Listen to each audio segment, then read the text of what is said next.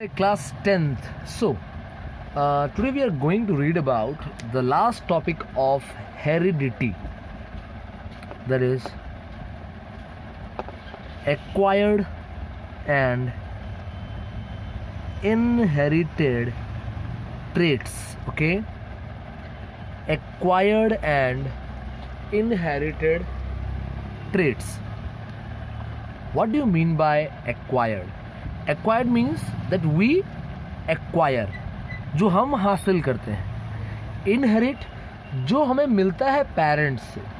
Okay, सो मैं simply describe करूंगा. सो acquired traits are those traits which an organism do not inherit from the parents. वो parents से inherit नहीं करता, parents से उसको नहीं मिलता, बल्कि ये खुद ब खुद डेवलप करता है according to environment, according to changes in environment. Clear? जैसे कि एक ट्रेट है. ट्रेट मीन्स एक तरह का कैरेक्टर है. Skin allergy. स्किन एलर्जी, तुम देखो, ये स्किन एलर्जी पेरेंट्स को नहीं भी होता ना तो बच्चे को हो जाता है. डिपेंड करता है वो किस तरह नहाता है.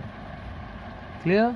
वो किस तरह से वो किस तरह का एनवायरनमेंट में रहता है. क्या वो हाइजीनिक कंडीशन में है, क्या वो अनहाइजीनिक कंडीशन में है. ये एक्वायर्ड है. क्लियर? ये खुद हासिल करता है. समझ में आ रहा है? जो इंसान फैक्ट्री में काम करता है, मशीन फैक्ट्री में, वहाँ पे साउंड बहुत है जिसकी वजह से कि मीन्स हियरिंग प्रॉब्लम हो सकता है. Hearing problem, problem. ओके, ये हो सकता है. ये इसके पापा या मम्मी से इसको नहीं मिला, ये इसका लाइफस्टाइल से, इसका एनवायरमेंटल कंडीशन की वजह से चेंज आया है उसके बॉडी में. This character is developed in his body due to some changes in environment. Clear? This is not inherited. और याद रहे एक और चीज, ये एक्वायर्ड ट्रेट जितने भी हैं, ये जरूरी नहीं कि नेक्स्ट जनरेशन में पास हो. Like if I have an hearing problem, my child will not have a hearing problem, क्योंकि ये एक्वायर्ड ट्रेट है. एक्वायर्ड मेरे जीन में नहीं है. लेकिन एक कंडीशन, अगर यही चीज़ मेरे जीन को चेंज कर दिया, क्लियर, अगर मेरे जीन में कोई बदलाव लाया, तब जाके ये क्या होगा, मेरे फर्दर जनरेशन्स में ये प्रॉब्लम या ये कैरेक्टर, ये ट्रेट दिखाई देगा. ओके, समझ में आ रहा है? जनरली ये पॉसिबल नहीं है. क्लियर? ट्रांसमिशन नहीं होता, लेकिन हो सकता है. जनरली नहीं होता, लेकिन एक्सेप्शनल कंडीशन है. जब ये प्रॉब्लम, अगर क्या बोल सकते हैं, बॉडी में जीन का कुछ चेंज लाए, तब ये पास होगा. लाइक हियरिंग प्रॉब्लम पास नहीं होता. लेकिन एक और प्रॉब्लम है, एनीमिया यानी ब्लड लॉस. खाने पीने का जो लैक है, अगर प्रॉपर आयरन नहीं मिला, प्रोटीन नहीं मिला, तो हेमोग्लोबिन नहीं बनता, ब्लड का फॉर्मेशन घट जाता है.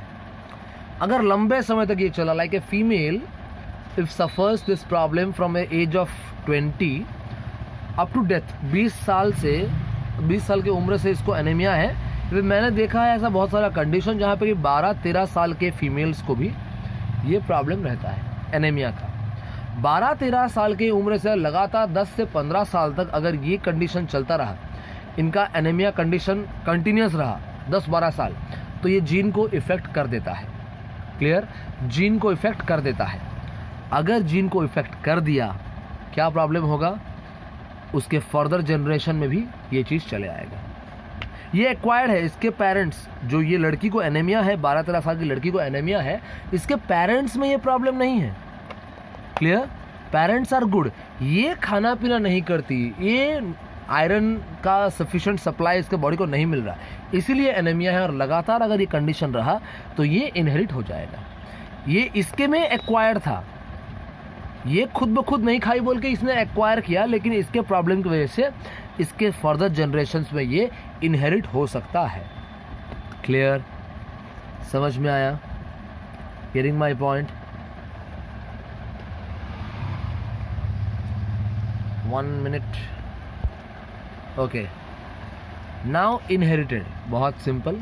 The characters that is inherited by the children from the parents. बहुत simple सा बात है. नोज का स्ट्रक्चर, आई का कलर, हेयर का कलर, हाइट, स्किन कलर, ये सब इनहेरिटेड है. The trait of an organism which is caused by the change in its genes and brought from the parents. Clear? समझ में आ रहा है? ये इनहेरिट होगा. तो मैं एक एग्जांपल देता हूँ. एक्वायर्ड ट्रेट में बाल किसी ने कलर कर लिया. ये इंसान ए है, इसने अपने बाल को आज कलर कर लिया. 1 महीने बाद या 1 साल बाद उसका बच्चा पैदा हुआ. ऐसा नहीं है कि जो बच्चा पैदा होगा उसका बाल ग्रीन उगेगा. समझ में आ रहा है? ये एक्वायर्ड है, तुमने अपने आप में चेंज खुद लाया है, ये ट्रांसफ़र नहीं होने वाला. लेकिन अगर पहले से ही इस आदमी का बाल थोड़ा ब्राउनिश है, थोड़ा ब्लॉन्ड है, क्लियर, तो चांसेस है बच्चे में ये चीज़ होने का. क्लियर? सो एक्वायर्ड ट्रेट और इनहेरिटेड ट्रेट सबका क्लियर होगा. आई होप तुम्हारा सिलेबस में इतना ही है. आगे है इवोल्यूशन. कोर्स में नहीं है लेकिन जानना बहुत ज़रूरी है. So just have a look. What is evolution? सबसे पहली बात, तो इवोल्यूशन आता कहाँ से? ओके, इवोल्यूशन का वर्ड जो है it comes from evolver. Evolver means to unfold और to unroll means खुलना, ओपन अप होना, नया नया कैरेक्टर्स बनना. ये है इवॉल्वर का मतलब. So evolution is what? Evolution is a change. Clear? Evolution simply means a change, और I would tell evolution is a sequence of change. Okay, sequence of change होता रहता है. हम लोग इंसान कैसे बने? एप से बने. एप का तुम कैरेक्टर देखो, उसके चेहरे पे बाल है, उसका चेहरे का स्ट्रक्चर ठीक नहीं है, उसका नाखून कैसा है, उसका हाथ कैसा है. धीरे धीरे सीक्वेंस पूरा लाइनअप ऑफ एनीथिंग, एक के बाद एक चेंज आते गया हमारे बॉडी में, और हम लोग चेंज होते गए. Clear? This is evolution. So for me evolution is a sequence of change which takes place, okay, in a primitive organism, okay, by which a new species is produced. एक पुराना species है, okay, एक पुराना species है, primitive species ए. Changes आते गया और millions of years, और बाद में एक नया स्पेसीज पैदा हो गया. इसको बोलते हैं evolution. Clear? The continuous changes which takes place in the primitive organisms through or over millions of years, in which a new species is produced, this is called as evolution. How you knew that evolution has taken place? तुम्हें पता कैसे चला कि evolution हुआ है बोल के? Proof है बहुत सारा, जिसमें से हम तीन ठो प्रूफ पढ़ने वाले हैं. सबसे पहले पढ़ेंगे होमोलॉगस ऑर्गन्स, दूसरा है एनालॉगस ऑर्गन्स, उसके बाद है फॉसिल रीडिंग. ओके, ये 3 जो प्रूफ से हम जान पाएंगे कि हाँ इवोल्यूशन हुआ है. पहले कुछ और थे और अभी कुछ और. क्लियर? तो देखते हैं पहले होमोलॉगस ऑर्गन्स क्या है. Homologous organs simply means same basic structure of body but different function. The organs which have same structure but different function, they are called as homologous organs. Same basic structure but different function. Let me show you. Okay, तुम देख लो यार, यहाँ पे यहाँ पे examples दिया है evolution का बहुत सारा, तुम वो खुद को खुद से पढ़ना और देखना कहाँ पे कुछ डाउट है तो। Okay okay, here you go. यहाँ पे दिया है तुम्हारा होमोलॉगस ऑर्गन्स। इनका स्ट्रक्चर देखो, बेसिक स्ट्रक्चर सेम है। ये उसका फोरलिम का स्ट्रक्चर है, तुम देखो वही फिंगर्स है, बोन्स डबल अटैच है, फिंगर्स है, bones double attach, fingers bones double attach. यहाँ पे फिंगर्स की जगह तुम्हारा फेदर है, डबल बोन अटैच है, डबल बोन अटैच है, तुम देख सकते हो। तो यहाँ पे सबका स्ट्रक्चर सेम है, फंक्शन अलग अलग। ह्यूमन का होल्ड करने के लिए, लिजर्ड का ग्रैब करने के लिए, कोई चीज़ को पकड़ के चलने के लिए, फ्रॉग का जंप करने के लिए, बर्ड और बैट का फ्लाइंग के लिए, क्लियर, उड़ने के लिए। तो देखो स्ट्रक्चर सेम है लेकिन फंक्शन अलग अलग।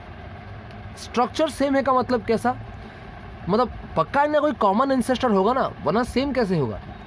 तुम दोनों भाई भाई या तुम तीनों भाई भाई हो, भाई या बहन हो तुम लोग, तो तुम्हारा कोई चीज़ तो कॉमन होगा।